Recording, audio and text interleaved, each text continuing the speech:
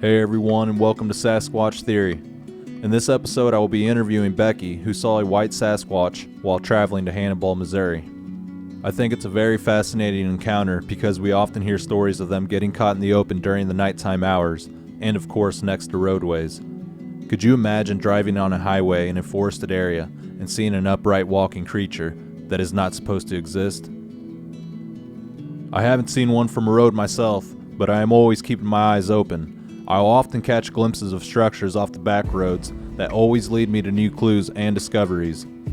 If you've had a Bigfoot sighting in Missouri or anywhere in North America, please email me at sasquatchtheory@outlook.com. I also wanted to mention, if you have been in contact with me before in the comments, please keep in mind I don't always see the replies, so be sure to email me.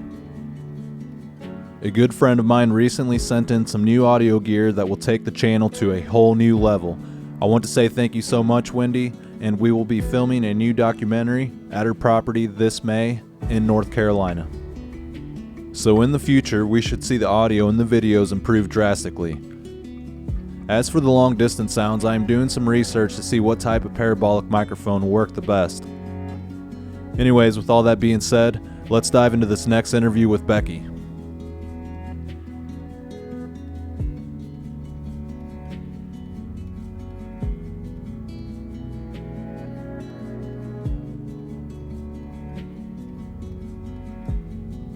All right, Becky, welcome to Sasquatch Theory, and it's a pleasure finally having you on the show.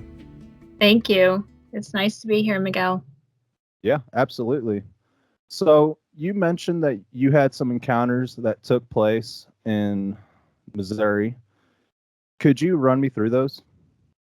Yes. Yes, I did have one encounter in Missouri. This was actually back in 2017, April 22nd. This was in the evening, and I was with my husband and my older daughter, and we were actually going from St. Joseph, Missouri on Highway 36. So we were traveling across Highway 36, going back towards Illinois. So we were going from St. Joseph, which going toward Illinois would be east. And I was actually driving. My husband and I had taken turns driving. We had been in a softball tournament all day long and had gotten up, early that morning to get out there. And we were headed back to Illinois. At the time, that's where his family lived, and I'm from Texas, so we were traveling that weekend. But I do remember that I had told him that, he told me pull off when you get to Hannibal, Missouri. So I told him I would drive for a little while. So I started driving, and it was in the evening. So I know that when I drive, I'm always checking the time and I'm checking my surroundings. I know where I'm at. And I knew that I would get to Hannibal about 11 o'clock at night. So my sighting occurred about 10:30, I would say 10:30 at night. And I was fully awake, wide awake, and I was about 30 miles west of Hannibal, Missouri. And I knew I had about 30 minutes to go. And just driving along, there was a semi truck in front of me. I do remember that. And there's a median to the left of me. And all of a sudden, out of the corner of my eye, I saw to the left of me, standing at the edge of the median, I saw this white, long shaggy hair creature standing on two legs. So when I first saw him, it was like he was just looking at me, just staring at me waiting for me to pass by so he could cross the road. I remember there wasn't anybody coming to pass me. So if you, I don't know if you know the area at all, but so there's 2 lanes of traffic going one way, and then there's a median, and then there's 2 lanes of traffic going the other way. So there was no one to the left of me. I was in the far right lane, and when I saw what I saw, he was standing at the edge of the median, so no one was in the lane to the left of me. So I would say that I was probably maybe 10 to 12 feet away, like a full car, a little bit more than a car away from him. And so I had to take a double take because I could see this. It was about 4 feet tall.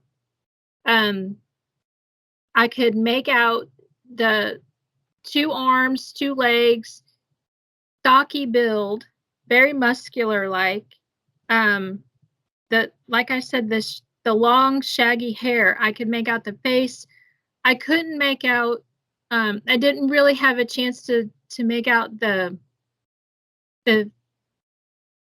fingers or the hands, but the feet were all covered with white, so white hair, because I could definitely see this was standing on 2 legs, and the arms were hanging down. The eyes were like a red glare, just glaring at me, and black nose.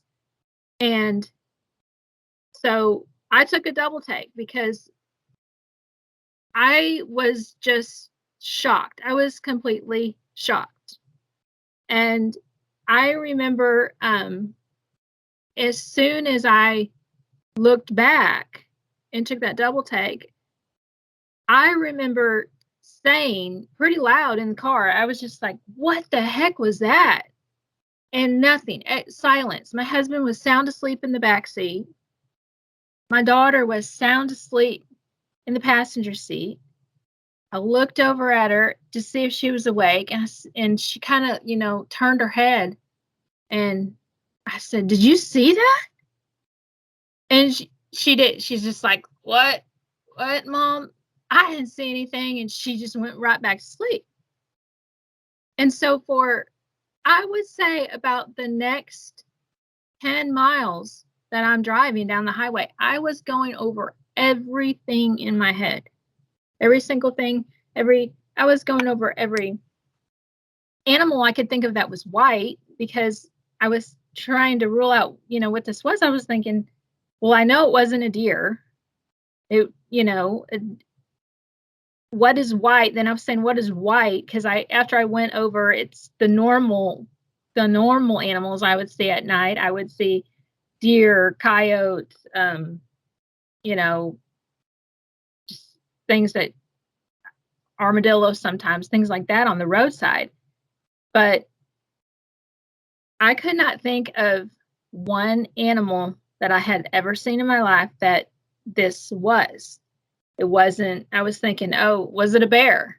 There's white bears. No, it was not a bear. Was it a goat? Goats are white.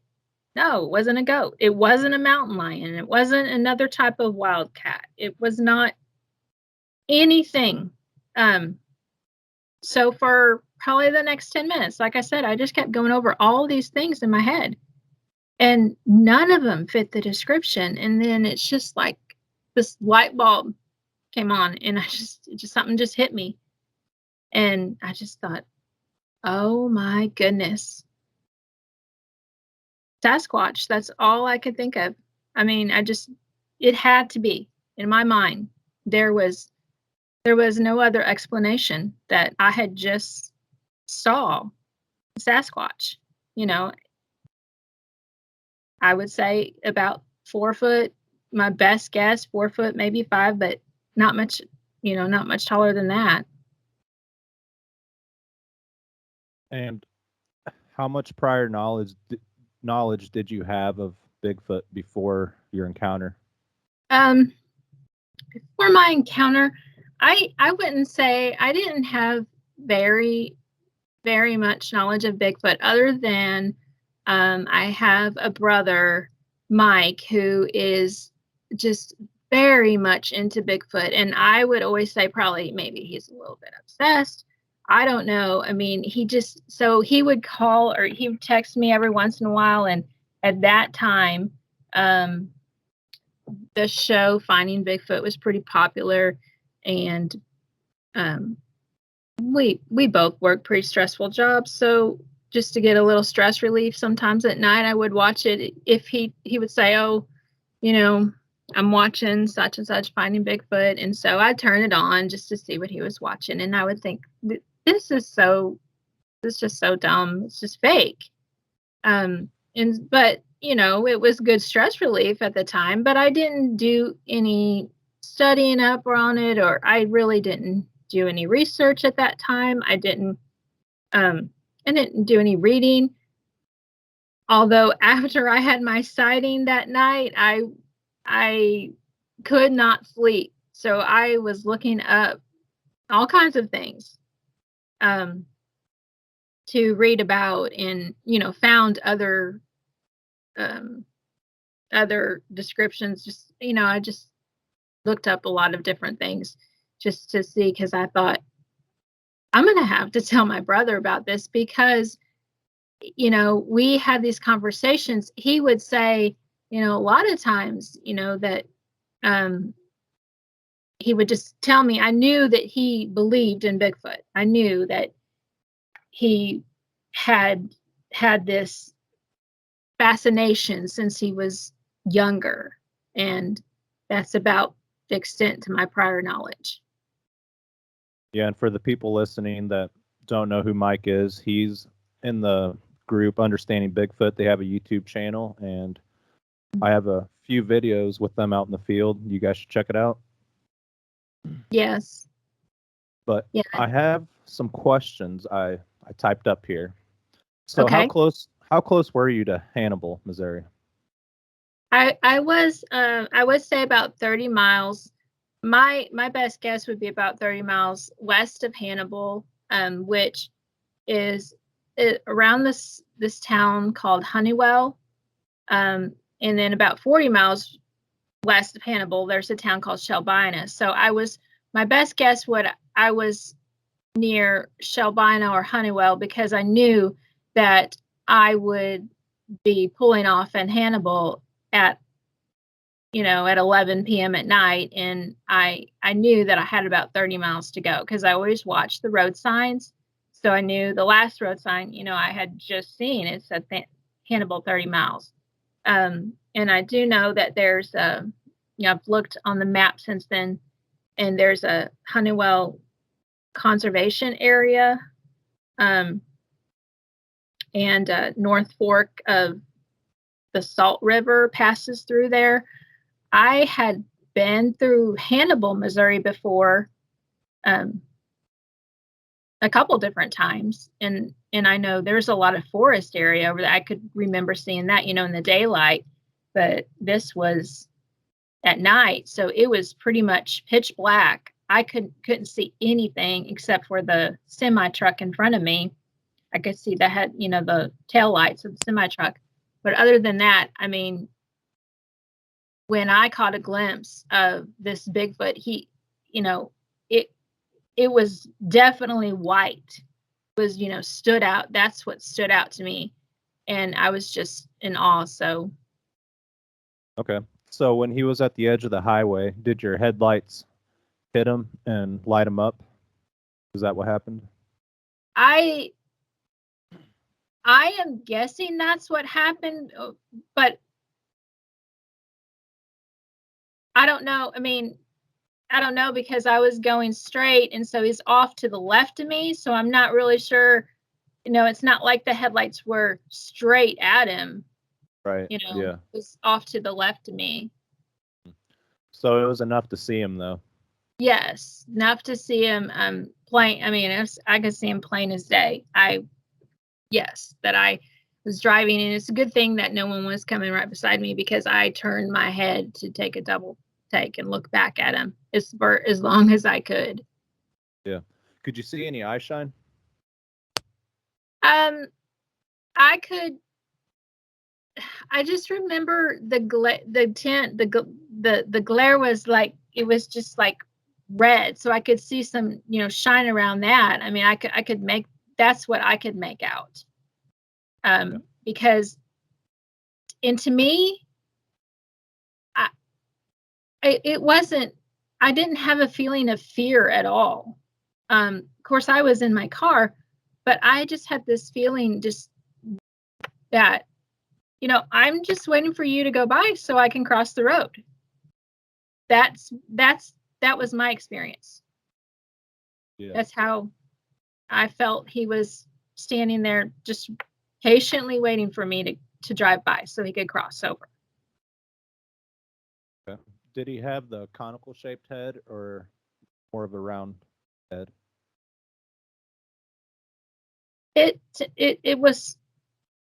was more of the round head. As far as for what as much as I could tell, with just the long white shaggy hair coming off, but it was more of a rounder shape head. Okay. You mentioned that it had long arms. Now, were they extremely long compared to a human? No, I wouldn't say extremely long. I would say he was pretty proportionate in size. I mean, like what a bigger, human stocky build would be. Yeah, yeah. Did he look evil to you or menacing, or did he look pretty chill? I guess that's the only word I can come up with. Yeah, he did not look evil. I'd say, yeah, he looked pretty chill to me. He did not look evil to me. I mean, Yeah. if I could have, if I could have just gotten out right then and there, I wouldn't have been afraid. Now, how big was he? I mean, was he like a juvenile or was he like 1,100 pounds? I believe what he must have been a juvenile, because as far as weight, I don't know what a juvenile would weigh, but I mean, my best guess would probably be about 4 foot tall. Okay. So yeah, I mean, I would think that's a juvenile. Yeah. I mean, could a baby stretch him out to 5 foot tall, but that's about. Yeah. Okay. Yeah. Let's see, what else do I have here? How did this encounter or experience affect you after the fact? Well, I guess it just increased my curiosity a little bit about Bigfoot. I Before that, I wouldn't say that I was a non-believer. I was just a little skeptical about it. I sometimes would tell my brother I didn't know if he was, I don't know if you really know what you're talking about, but I will say my curiosity, I increased quite a bit, and I became a believer for sure. I Has it believe changed your that. view? Has it changed your view, like on the world? I mean, anything like that? Well, I don't know how to really describe that, if it's really changed my view, but on the world. Although there's a lot of crazy things going on in the world, and especially since then, and there were then, but especially since then, there definitely are. I have it's changed a little bit in the fact that there is way more out there than I was even ever thinking about, and I feel like sometimes all we do, or sometimes all I do a lot, is work, and you have to work and take care of kids, and there's all these things to do, and it's really opened my eyes. I'm just amazed. Um, the more I started learning, and then the more I have read and have met people that have actually had encounters. There's just way more out there in the world. And if he was a juvenile, there had to be parents somewhere. So who know, I'm thinking, well, who knows how tall they would have been. Since then, I have been more observant, I think, of the outdoors. And when I am on vacations and different things like that, when we go to different places, um, and we do different, hiking, or just we're near rivers, or since then I've kind of done a little bit of my own research, and I've found some tracks, and then that opened my eyes even more, that something had to make these huge footprints. I will say, after I had my sighting, when I told my brother Mike about it, I think at first he thought I was pulling his leg or something, and I was actually texting him and telling him as much as I knew, and I didn't tell him right away because it was so late at night when we got to where we were going that night, and then we were traveling the next day and traveling home. So I think it wasn't until I got home, because my family thought I was crazy. They just they really thought, I didn't know what I was talking about. They thought I was crazy. I did not. They were just trying to tell me that I must have been seeing things.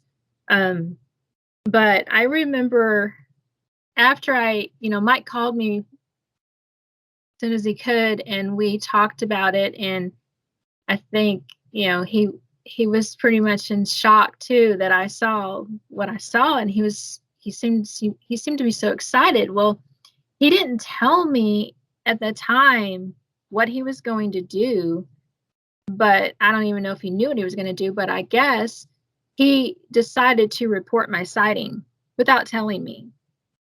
So what happened was, I don't know, it wasn't too long after that, he called me and said, would you have time to talk to Brian Woods, who's an investigator out of Kansas City, about your sighting? And he said, I forgot to tell you I reported it. And I guess he reported it.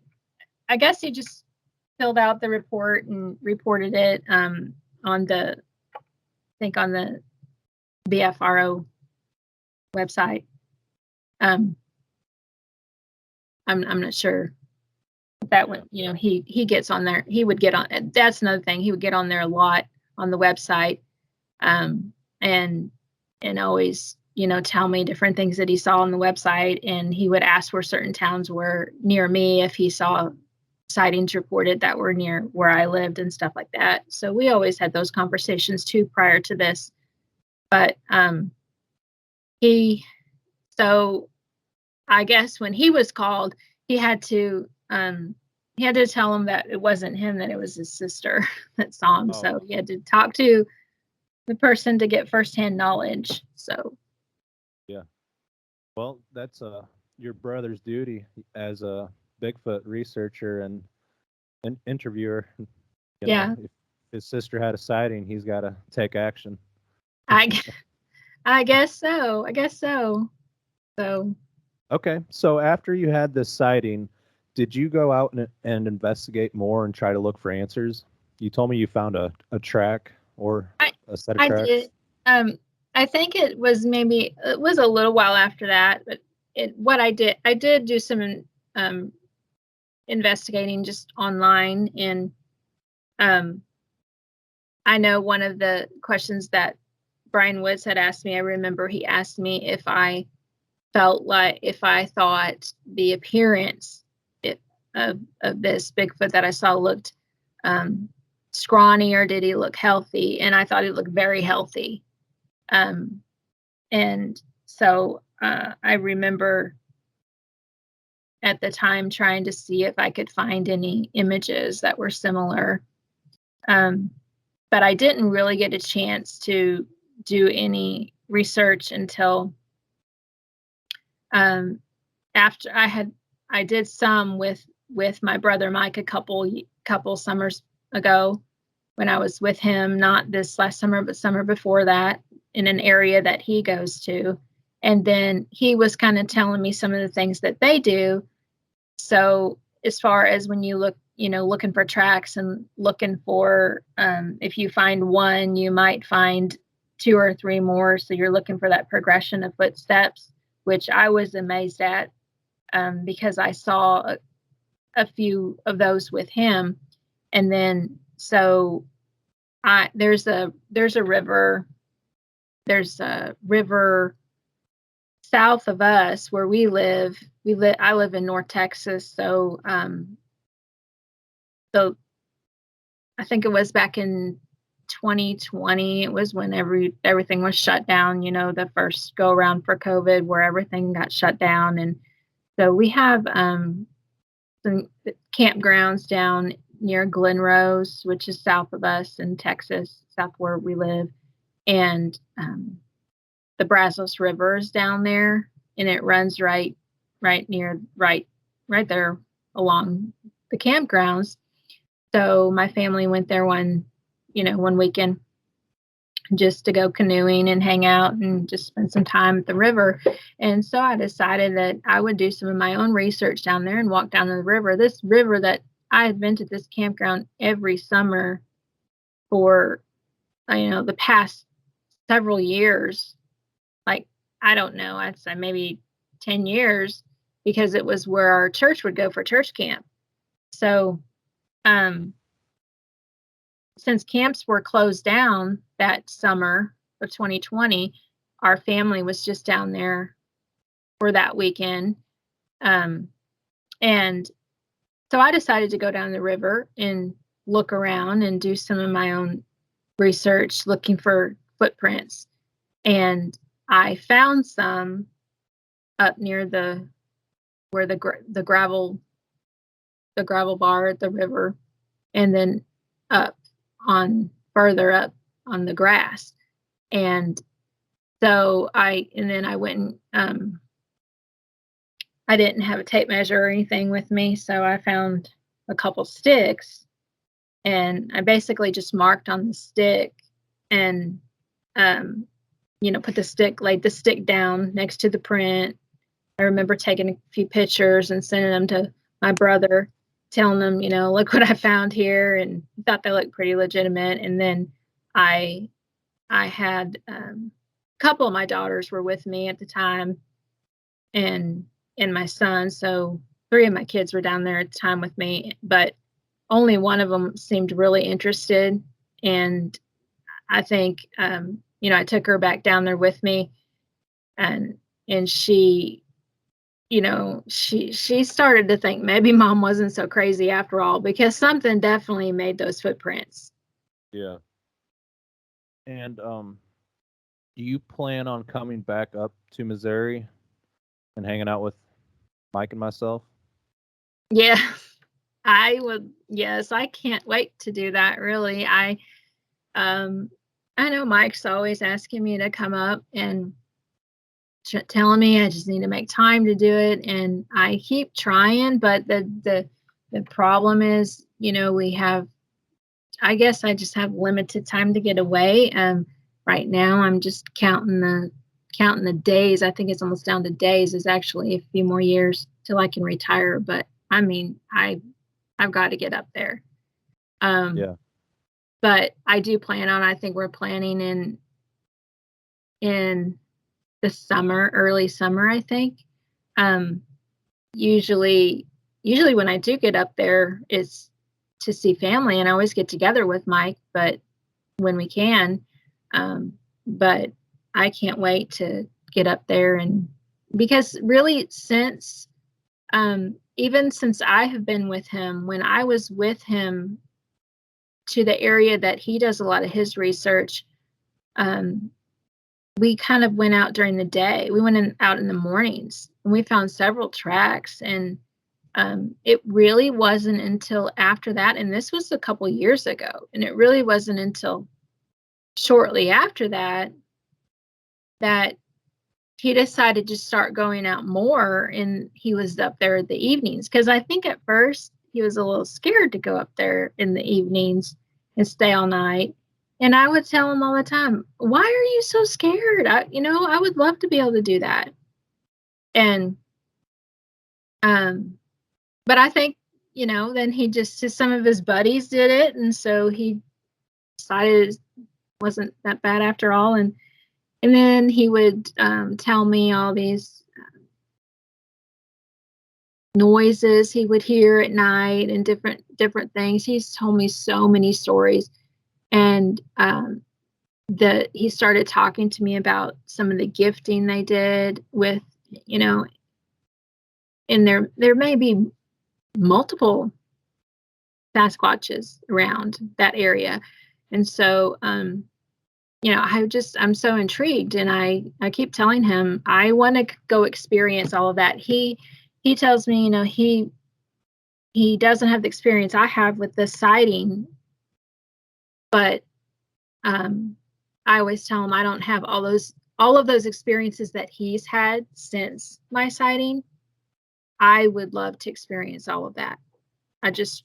I would love to be able to communicate with one. Yeah, yeah, that'd be really neat. And Mhm. I think if you come down, it'd be a really good time, and we could all sit around and talk about Bigfoot, and maybe the same thing will happen as last time. On the show they came in, but yeah, at Yeah, night. I wanted to mention at nighttime, it's a completely different ball game. It's you think you're brave until you get out there by yourself, and then you don't really want to go too deep into the woods. yeah. Well, I And wouldn't be by myself. You'd be there. Mike would be there. I yeah, don't know. Maybe the other guys would be there, but I, yeah, I just say that. I mean, I definitely wouldn't want to go out in the woods by myself. mhm, But y- I probably wouldn't know the first thing to do if mhm, one of them, if I really came face to face with one. But but yeah. it is definitely something I'm interested in. I heard Bill's story about camping out there at nighttime, and Yeah, yeah, that was pretty interesting. yeah, yeah. I've heard, I've heard that one too. And but I know I watched the documentary you did when you were there, and you kind of ventured off on your own, and that was Yeah, pretty brave. yeah. I mean, I wasn't too far from the fire, but Yeah. still So closer to the Bigfoot. how close were you when he uh, broke that tree? I mean, to me, it sounded like it was 10 to 12 feet, but it was probably honestly like 20 to 30 yards. But I don't know. It felt like it was that close, but it's hard to Yeah. say because it was so dark. And I don't know. Like, I don't think it wasn't a full moon that day. Like, actually, there was no moon. So it was pretty dark outside. You just couldn't really see anything. So I just couldn't tell. Yeah. Wow. I mean, that's incredible too. I would love to experience something like that.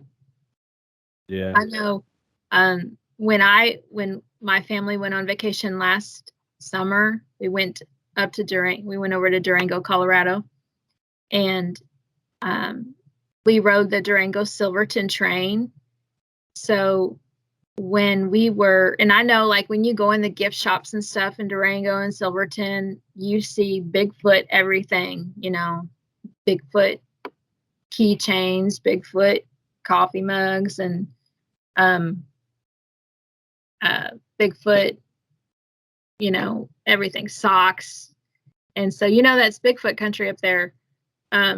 But when we were on the train back, I, I don't know why I didn't look for this on the way up, but we were going from Silverton back to Durango. I just sat there just amazed, and I was just looking in the woods and the trees, and I was just looking for tree structures. And there were certain places along that route that I saw some amazing tree structures of the trees that they had to have been placed in that particular way that they were. And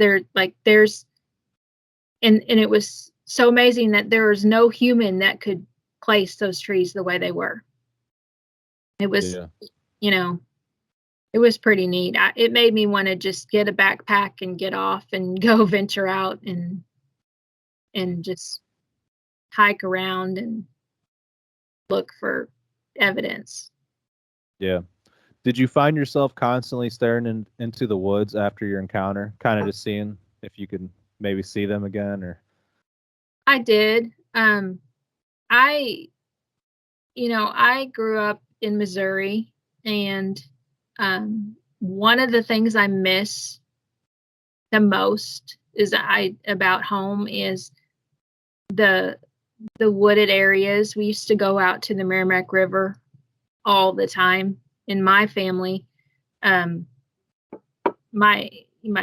dad has a clubhouse on the Merrimack River now, but when I was growing up, my grandma and grandpa did. And so from like Memorial Day to Labor Day, every weekend we were at the river.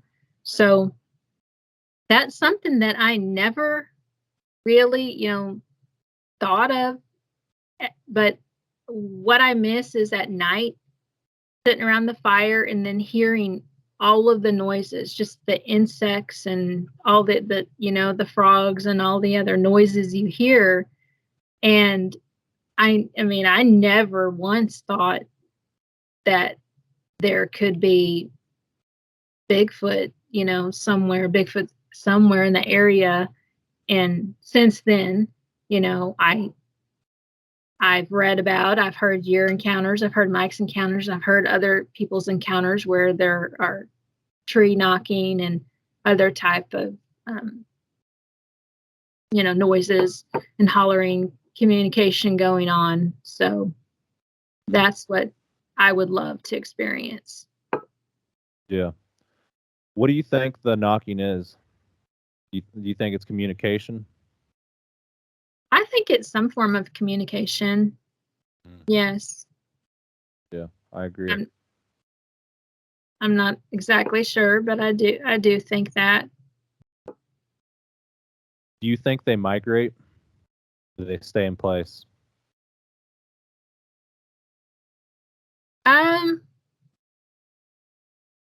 I think they just, I don't know. I think they live in communities. Like they just kind of pick a place and they build their community there. Yeah. But I just think there's got to be so many of them out there. The more I read about it, and I know my brother has said that on some of his shows, I've heard him reference that they come in all colors. And I think there's some truth to that. I didn't used to believe that. I used to think that they were just black. That's what you see. That's what you see pictured everywhere. But I saw a white one, and I know what I saw. Yeah. So I don't know. Now, the area that you saw them, was it pretty wooded, or were there a lot of fields around and just a lot of different habitat diversity? Or was it just mainly all woods? The area that I saw them? Yeah. Well, it was dark, so I guess. It was dark, but I do know a year ago in December, we drove through that way in the daylight, and it seemed kind of it was just really wooded.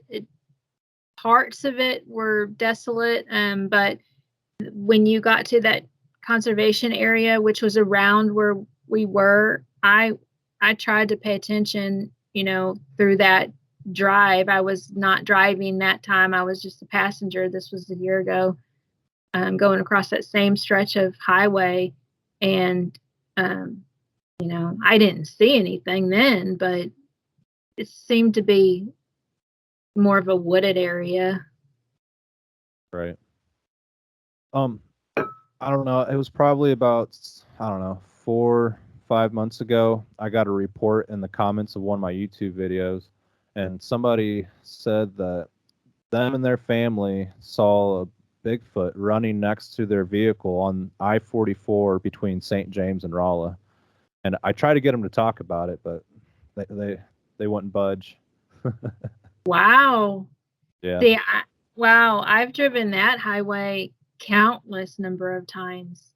Going from here, from Texas where I live, North Texas, to back home, and I know right where that's at. I mean, that's crazy. I would, wow, I would like to hear that story. Yeah. Yeah. If you're listening, I want to hear this story. Yeah, I want to hear that story because I know right where that's at. And I have a cousin who used to live in that area, St. James, and then well, years ago when I was a little girl, her and her family, her husband lived in Rolla, and I do know there's some countryside out there too because they lived on a farm out there. Yeah. Yeah. From Rolla all the way to Salem, Missouri, and even past that, it's pretty wooded. Yeah, it is. Yep. Absolutely. Mm-hmm. Well, I think that pretty much wraps up all the questions I had since it was just one encounter. But Yeah, I just had the one encounter. Like I said, the other have just been fascinated with looking for evidence. So I'm excited to do more of that. I haven't been able to do a whole lot of that. yeah, well, I hope you get to get out and enjoy nature and reach out and maybe meet up with us later on in the future. Yeah, I'm looking forward to it. Okay, Becky. Well, it was a pleasure having you on the show, and I really appreciate it. Thank you. Thank you for having me. Yeah, absolutely. And anytime you ever want to come on, just let me know. Okay, I will. All right, Becky. Well, you have a good one and take care. You too.